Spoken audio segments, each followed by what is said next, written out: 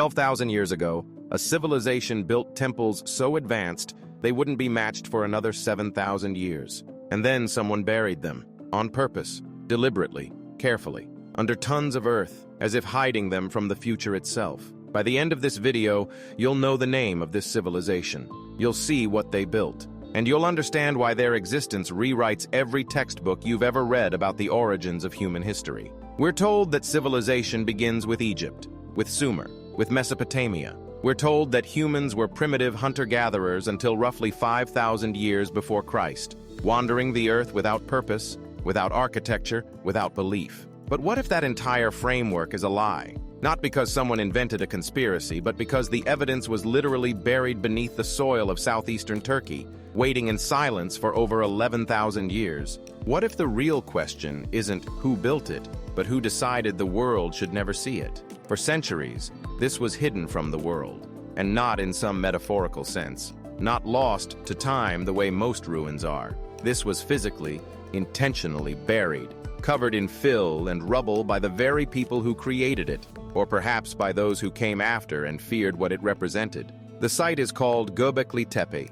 and its discovery didn't just challenge the history of civilization, it shattered it. Let me set the stage. The year is 1994. A German archaeologist named Klaus Schmidt is walking across a barren hilltop in the Şanlıurfa province of Turkey.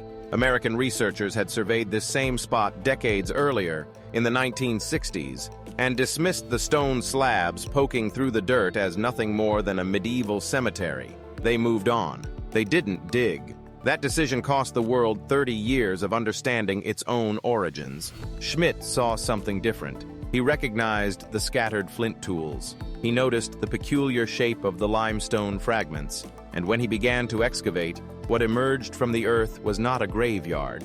It was a cathedral, or more precisely, a series of massive stone enclosures arranged in circles, anchored by enormous T-shaped pillars standing up to 18 feet tall and weighing between 10 and 20 tons each. These pillars were not rough-hewn blocks. They were carved, decorated. They bore intricate reliefs of animals: foxes, lions, scorpions, vultures, serpents, creatures rendered with a skill and artistry that should not have existed in the time period from which they came. Here's the thing. This is where the ground falls out from beneath everything we thought we knew.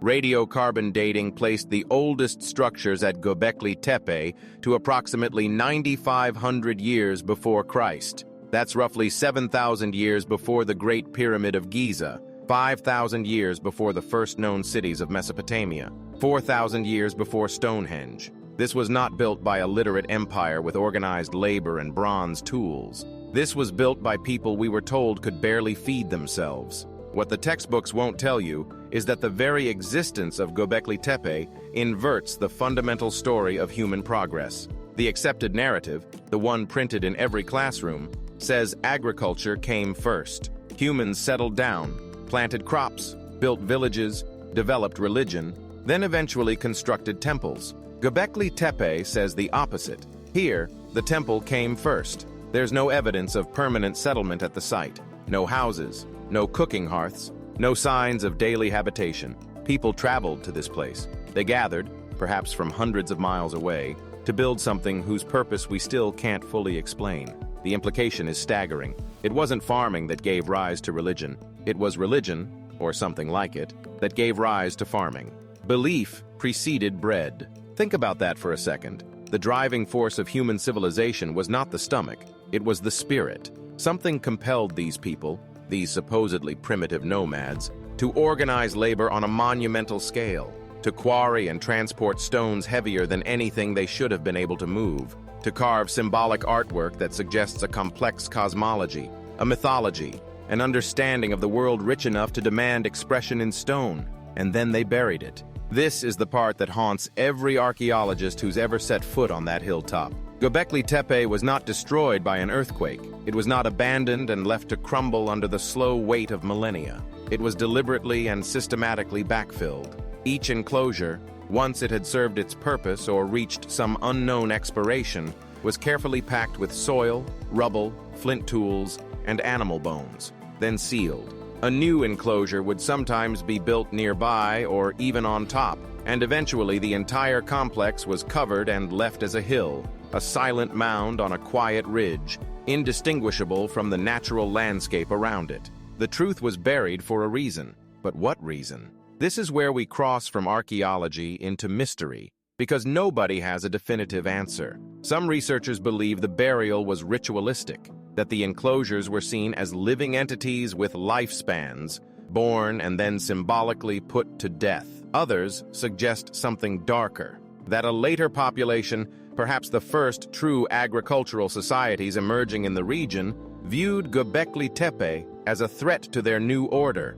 a monument to the old ways, a temple of the hunters in an age that now belonged to the farmers, and so they buried it, not out of reverence, out of erasure. Look at the evidence. The animal carvings at Göbekli Tepe depict creatures of the wild, predators, scavengers, dangerous and untamed beasts. No images of domesticated animals, no cattle, no sheep, no grain. This is a monument built by and for a world that was about to vanish, the world of the hunter, the tracker, the human who lived in intimate and often terrifying partnership with nature. When agriculture took hold, that world didn't simply fade, it was replaced. And perhaps Göbekli Tepe was buried because its very existence was an argument against the new way of life. But the mysteries don't end with the burial. Look more closely at those T-shaped pillars. Many of them have arms carved along their sides, thin human arms with long fingers that meet at the front, clasped across a flat belly.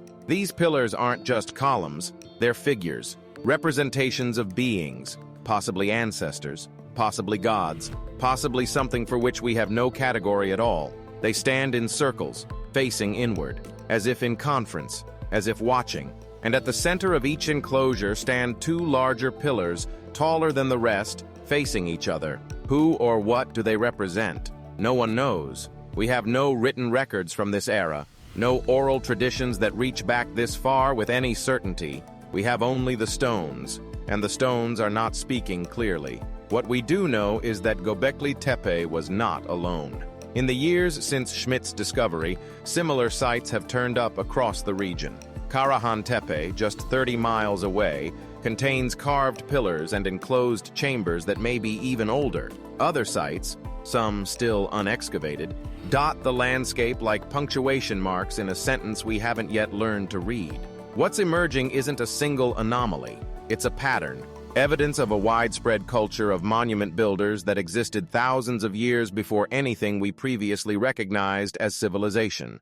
And that's where it gets strange, because here's what ties it all together. We did not slowly and steadily climb from savagery to civilization in a neat, upward line. That story is a convenience, a simplification that makes us feel comfortable about our place in time.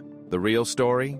Far stranger. 12,000 years ago, human beings were capable of astonishing feats of organization, artistry, and engineering. They built on a scale that rivals anything produced for millennia afterward.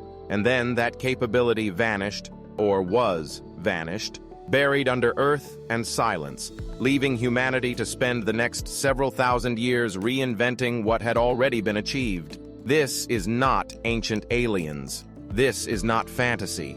This is the documented, peer-reviewed, carbon-dated archaeological record telling us plainly that our ancestors were not who we thought they were. They were more. And the story of their erasure, whether by ritual, by revolution, or by the simple grinding passage of a changing world, is one of the most profound mysteries our species has ever faced. So what does this mean today? It means the foundation story of civilization, the one that places the beginning neatly in Sumer and Egypt, is incomplete at best, deliberately misleading at worst. It means there are chapters of human history still buried, literally, beneath our feet. And it means every time someone tells you that progress moves in one direction, upward, forward, always improving, you can point to a hilltop in Turkey and say no. Sometimes we build wonders, and sometimes we bury them. Klaus Schmidt, the man who gave Göbekli Tepe back to the world, died in 2014.